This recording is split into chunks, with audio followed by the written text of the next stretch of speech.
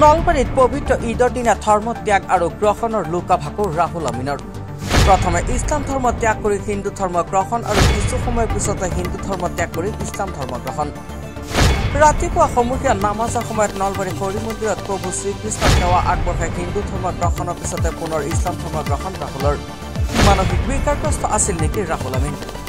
ৰাহুলৰ ধৰ্ম ত্যাগ আৰু গ্ৰহণৰ দৃশ্য দেখি প্ৰশ্ন উদয় হৈছে সচেতন লোকৰ মাজত। আজি ইছলাম ধৰ্মী লোকসকলৰ পবিত্ৰ ঈদ উল ফিতৰ। ঈদ উল ফিতৰৰ আনন্দ উল্লাসৰ মাজতে এগৰাকী ইছলাম ধৰ্মী লোকে লৈছিল এক ডাঙৰ সিদ্ধান্ত। এই পবিত্ৰ ৰমজান মাহৰ ঈদৰ দিনা ইছলাম ধৰ্ম ত্যাগ কৰি গ্ৰহণ কৰিছিল হিন্দু ধৰ্ম।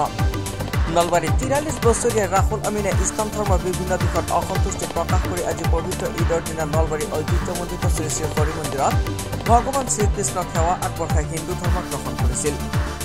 আমাক যে কয় আল্লাহ সদায় আমাতকৈ তলৰ শ্ৰেণীৰ মানুহখিনিক চোৱা, তলৰ শ্ৰেণীৰ মানুহখিনি চাই আমি কি তাতকৈ তলত যাব লাগে? যিহেতু কৰ্মই ধৰ্ম, আজি আমাৰ বিজেপি চৰকাৰখনে যেতিয়া কৰ্ম কৰিয়ে ধৰ্ম কৰিছে সেইটো বিচাৰিছোঁ মই। মোৰ চাকৰি হোৱা চাকৰি নহ'ল, কাৰণ তাতে কৈছে ৰাইজে, এতিয়া মোক মুছলমান ৰাইজখিনি কৈছে যে ধৈৰ্য ধৰা। মোৰ ধৈৰ্য ধৰোঁতে আজিলৈকে ৪৩ বছৰ বয়স হ'ল। ধৈৰ্য ধৰোঁতে মোৰ মৰিবৰ কালে হ'ল, মৰাৰ কালে হ'ল। তেতিয়া আল্লাই কেতিয়াই চাব? মই ত্যাগ কৰা বুলি ধৰিলোঁ। মই ইছলাম ধৰ্মৰ পৰা মই বিৰত। ইছলাম ধৰ্মক মই কোনো নামানো। এতিয়া মই কোনো ধৰ্ম নামানো, কাৰণ মই আজিৰ পৰা মই মানে হিন্দু ধৰ্ম গ্ৰহণ কৰিলেও ভগৱানে মোক কেনেকৈ ওপৰলৈ নিয়ে মই সেইটো চাম এতিয়া। কাৰণ কিয় বিজেপি চৰকাৰেও কৈছে যে ওপৰত দেখি চোৱা, তোমালোকে তলত দেখি নহয়। কিন্তু ভগৱানে কয় ওপৰত দেখি চাব লাগে। আমাৰ মুছলমানে কয় তলত দেখি চোৱা, ধৈৰ্য ধৰা হৈ থাকিব। আজি ৪৩ বছৰলৈকে মই ধৈৰ্য ধৰি থাকিলোঁ। কোনো এটা ফাইদা নাহিল। যি খবৰ সংবাদ মাধ্যমৰ জৰিয়তে প্ৰকাশ কৰা হৈছিল, কিন্তু সংবাদ মাধ্যমত ইছলাম ধৰ্ম ত্যাগ কৰি হিন্দু ধৰ্ম গ্ৰহণৰ খবৰ মাৰ নোযোৱাতেই পুনৰ আহিল আন এক খবৰ। পুনৰ ৰাহুল আমিনে হিন্দু ধৰ্ম ত্যাগ কৰি গ্ৰহণ কৰিলে ইছলাম ধৰ্ম। ২ ঘণ্টা অথবা ৩ ঘণ্টাৰ ব্যৱধানত ৰাহুলৰ ধৰ্ম ত্যাগ আৰু গ্ৰহণৰ বিষয়টো সম্প্ৰতি বিশেষ তাৎপৰ্য বহন কৰিছে।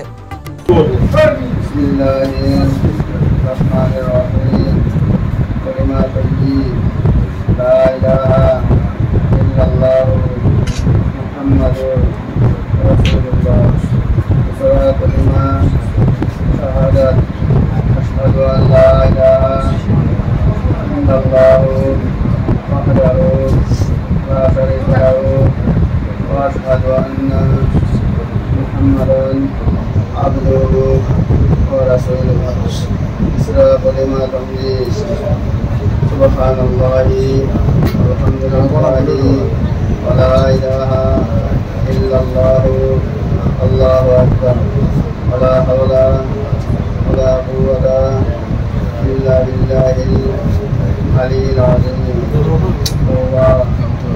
Tawwa astaghfirullah innallaha ghafurur rahim. Astaghfirullah innallaha ghafurur rahim.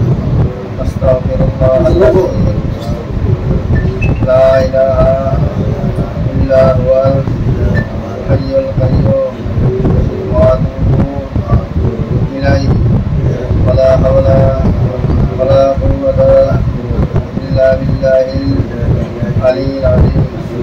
Ya Allah, ma khalif bine tawbah karilu.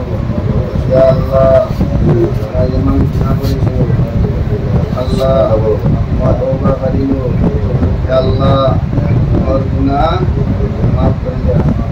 Ya Allah, तुमने ये हुआ कैसी Allah तुमने माफ कर दिया. Ya Allah, और बासी का जिंदगी इन्हें को कथा नका, इन्हें को कोई कथा नका. Ya Allah, तुमने हमारे गुनाह कथा माफ कर दिया.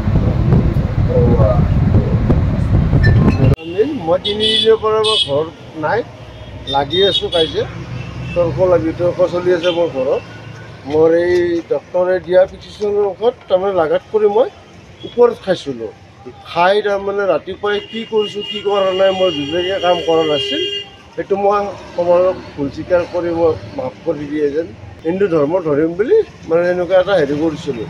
এতিয়া মোৰ মানে যেতিয়া খাই দি অলপ মাথাত আহিল বা গোটেইখিনি বুজি পালোঁ মই, সেইকাৰণে মই এইটো আৰু মই সকলোকে মাফ খুজিছোঁ, ক্ষমা খুজিছোঁ, মুছলিম ৰাইজসকলকো খুজিছোঁ, হিন্দু ভাষী ৰাইজসকলকো খুজিছোঁ, প্লাছ মই মুখ্যমন্ত্ৰীকো মাফ খুজিছোঁ, এইটো মোৰ ভুল হৈছে বুলি।